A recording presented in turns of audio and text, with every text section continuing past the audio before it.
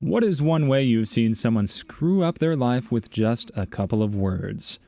Story 1. This is a real story. A few years ago, I was an avid World of Warcraft player, and one of my best friends had finally started playing the game. This was great for our friendship because I had moved to another state, and it was something we could do that was basically like us getting to hang out. We'd log in to WoW a few times a week after work and shoot the crap over Skype. At this time, he was also dating this girl who also played WoW. Their relationship had been going strong for about a year, and she was starting to get to the point where she wanted to move in with him. However, he had been dodging that subject and stating he'd never lived with a girl before, which he had, and wasn't ready to go there just yet. One day, he and I are on a Skype call doing our WoW thing. His girlfriend is also in the room with him, playing on his Xbox off in the background. I start talking about my wife or something, going into a funny story about living with her, which we get a chuckle out of. My friend tries to one-up the story by telling me something he experienced while living with his former girlfriend, and he said, "Dude, when I lived with Melissa, blah, blah, blah." Immediately, my heart sank.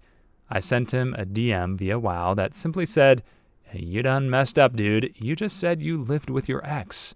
And I swear to Christ, I heard his balls shoot up from his nutsack to his throat over Skype. He replied back in-game, "It's cool, bro. I don't think she heard. She's playing Xbox. Let's just play it off." In my mind, there's no way she didn't hear that stuff. I pictured her picking up that sentence like when Peter Parker went into Spidey Sense mode during the first Spider-Man movie, and he could hear every little detail around him, including a fly buzzing through the air.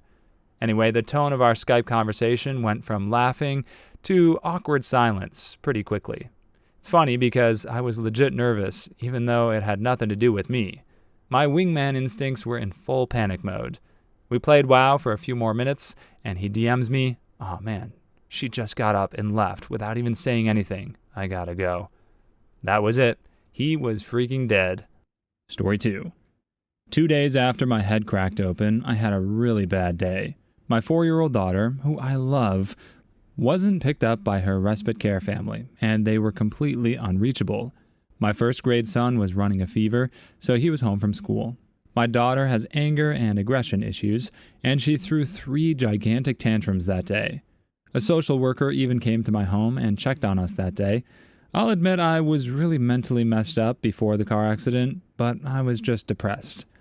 After begging anyone I could think of calling to come help because my daughter was trying to rip my staples and stitches out, I called the social worker and said someone had to come help or get her because she was downright terrifying. The next thing I know, the police come and took my children. I've never gotten them back. I can't fathom how many people and social workers ignored me. It makes me sick. Not even a week into foster placement, my daughter was behaving like she did at home and was put into a psychiatric hospital. She was 4 years old. To this day, she still has violent behavior with no common trigger. She's finally old enough to be medicated, but as far as I know, it's caused her to gain weight. That's it. She's just gone and bit a classmate and took out a chunk. I'm scared of her and for her. How and why? I ache because I shouldn't have been left alone after a social worker watched her behaviors hours earlier and knew I had a head injury. I never was charged with abuse or neglect, but my family was destroyed because I asked for help. Story 3. Not sure if this screwed up his life, but changed it in some way, I'm sure. This happened at one of my old jobs about 10 years ago. There was an opening for a management position. My coworker that sits in the cube behind me applied for it. There were actually a number of guys on our team applying, so the vice president is doing a lunch interview each day with the guys applying. 2 or 3 guys have already done it. One day, sitting in my cube, spun around, so I'm facing my coworker's desk. We're talking about whatever. VP walks up and says, "Hey, how about we go have some lunch? My treat." My coworker looks at him, dead in the eye, and says, "Oh, I don't eat lunch." Vice president, oh, okay. How about we go downstairs and grab a coffee then? A couple of guys in my hometown were looking for something to steal so they could sell it to buy drugs. They come to a house where no one was supposed to be home, and one guy gets out of the car and goes to the house to steal a grill. A friend of the homeowner happened to be there and came out when he stepped on the porch. He tells the friend that he's looking for his dog, so the guy walks out into the yard to help look for it. The robber panics and pulls out a gun and shoots the man in the back of the head. At 21, he started a life sentence for a really stupid red rum. Story 4. Anyone remember the balloon boy incident? This happened maybe 6 or 7 years ago. A family where the dad was some sort of inventor made a weather balloon that flew off, and they panicked because one of their younger boys, who was around 6 at the time, was missing. They thought he was up in the rogue weather balloon. News crews called it viral as cameras followed the balloon around, even panicking when they saw something fall out of it. Turns out the boy was found safe, playing in their attic. They still became viral, and news outlets wanted to interview the family, and Dad was more than happy to comply. Well, kids being innocent kids, during one major news network interview, the sleepy boy said, "We did it for a show." You can see that look in the dad's eyes of, "I messed up," revealing that the rogue balloon boy was staged by the dad so that the dad can shop for a reality TV show for his family. After that, they went under a hailstorm of investigation. CPS was called, and they were sued for the hoax. Big mess. I don't feel sorry for the dad. I feel sorry for his kids going through public scrutiny just because daddy wants his 15 minutes of fame. Story 5. A few years back, one of the students attending the university I work at got caught trying to sneak a poop load of drugs into a local nightclub. The first we found out about it was when some police officers turned up with a warrant to go through his room, and I was the lucky person chosen to let them in. So I opened the door, and oh dear Lord, there's drugs everywhere. If you've ever seen one of those old-timey pick-and-mix shops with all the sweets in big glass jars, imagine that, but with pills and wraps of powder instead. Everything else was all super neat and tidy, and it was one of the cleanest student rooms I'd ever been in. Just that every flat surface had a container full of drugs or some sort of other paraphernalia on it. This student was in his 4th year of a master's degree and due to finish in 3 months. He ended up being charged with possession with intent to supply, and since a lot of the stuff he had in there was Class A, is now going to be in prison for a decade or 2. He was also expelled, of course, and will still be on the hook for £60,000 of student debt afterwards. Story 6. I saw somebody screw up their own life and somebody else's simultaneously. A few years ago, my 15-year-old cousin got pregnant. She wanted an abortion. My aunt wouldn't let her get one. Adoption wasn't an option either. You're not getting an abortion. You made your bed, so you lie in it. So my cousin carried the baby to term and had a healthy baby girl. She dropped out of school because my aunt wanted nothing to do with the baby, so she had to tend to it full time. A week of this goes on, and my cousin decides enough is enough and runs away with her 17-year-old boyfriend. My cousin had straight A's until she was basically forced to drop out. She still doesn't have her degree and is still living with her boyfriend somewhere in Washington. He has a construction job, and my cousin has an Etsy shop. They're doing okay, but I know my cousin always wanted to go to college. My aunt had to raise the baby and is still raising her. She's 45 and did not want another kid. Story 7. About a year ago in my job, we were doing trial days. We were hiring 3 new people and had 5 people in for a trial day, 1 person a day, Monday to Friday. My manager asked me to email her that night to let me know how the girl I had found for the trial day got on and if she was worth hiring. So everything is going great. Lovely girl, very easy to get along with, and adapted very easily. So I'm making some conversation, and she mentions that she goes from job to job a lot and gets bored of jobs very easily. Literally, because of this, I had to tell my manager not to hire her, because we'd only be replacing her soon enough. I still don't understand why someone would say what she said during a trial for a job. She shot herself in the foot by saying that. Although, on a side note, the 3 people we did hire are still working for us a year later, so I suppose there's some happy ending. Story 8. My step-uncle recently got married, and while super drunk at the reception, made a cringe-inducing speech about how he knew a really good divorce lawyer that would guarantee him alimony in the settlement. When the smiles turned to gasps, he quickly backpedaled and said he wouldn't divorce her right away. He would get his money's worth from the wedding. Being a champ and still sticking to his guns, to make a laugh, he boldly claimed he would red rum and kill to make more money than she did, so she would be well taken care of. Everyone at the reception hall was completely dumbfounded. while my brother and I, who attended with our wives, tried to stifle our laughter at the train wreck we just watched in slow motion.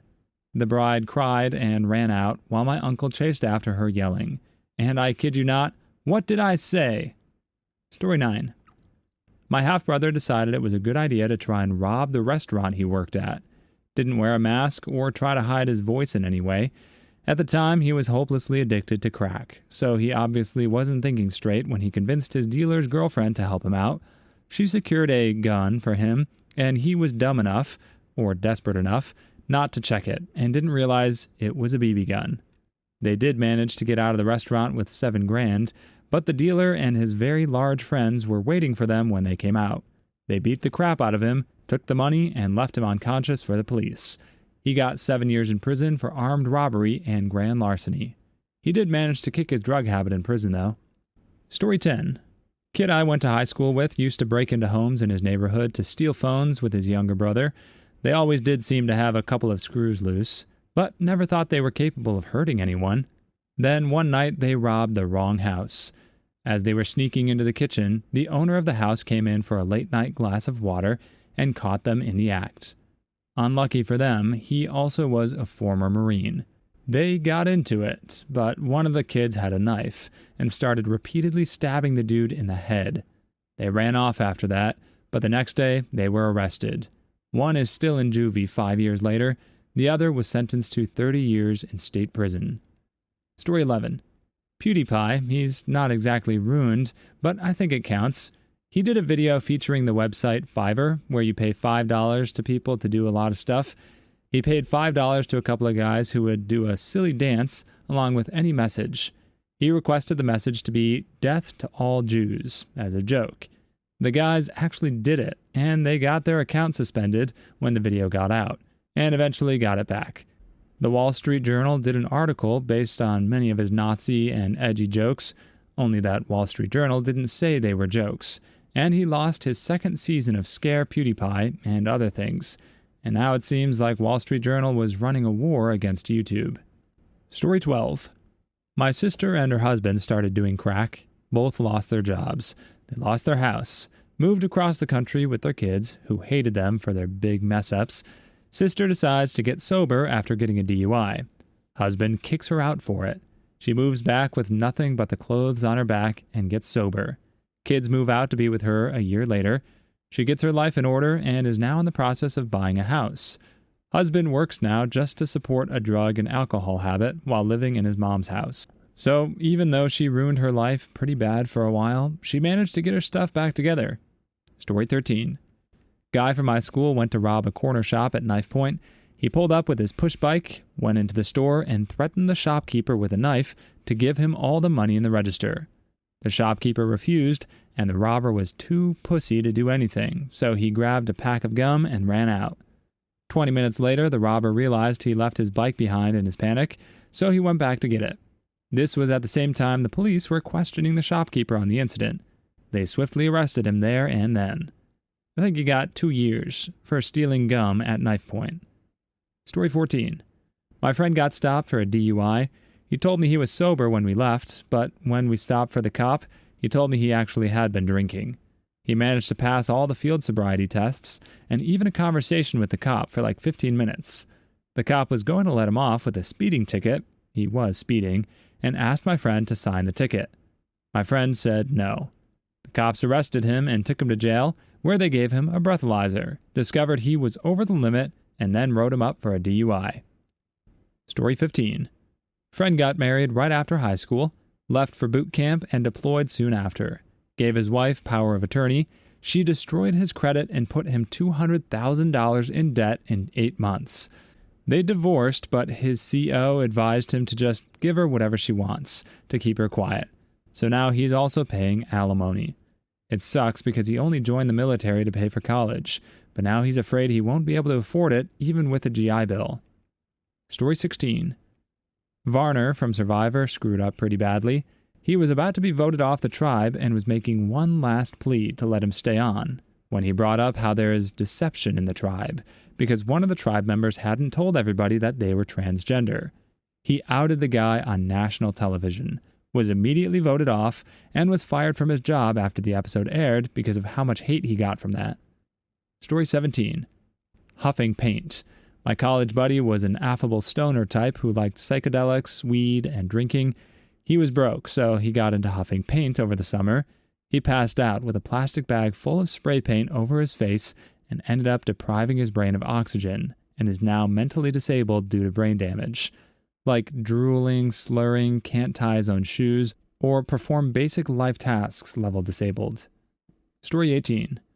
A woman in Brazil yelled macaco, Portuguese for monkey, seen as a wildly offensive slur against black people, to the point that you can be prosecuted legally for hate speech, at a black soccer player during a game.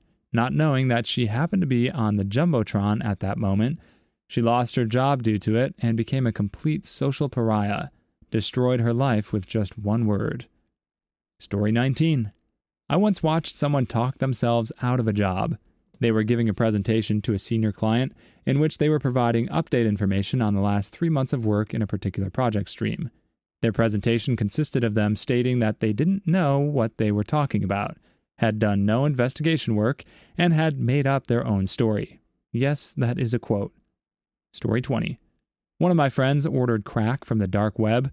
Where I'm from, it's not something anybody ever really does. It's unheard of, really. Anyway, fast forward 6 months, and he's the most vile person you could ever meet. He dragged another friend down with him. He went from an engineer to stealing and backstabbing in about a month. Heartbreaking. Don't crack. Story 21. I don't know if it was mentioned before. In 2011, Alexandra Wallace, a UCLA student, uploaded a video to YouTube mocking Asian UCLA students. The video went viral, resulting in numerous videos mocking her and her blatant racist statements. She had to leave UCLA.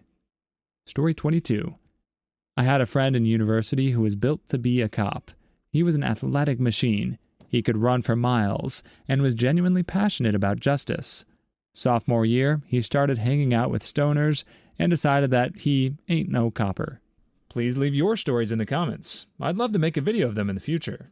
Also, don't forget to like and subscribe.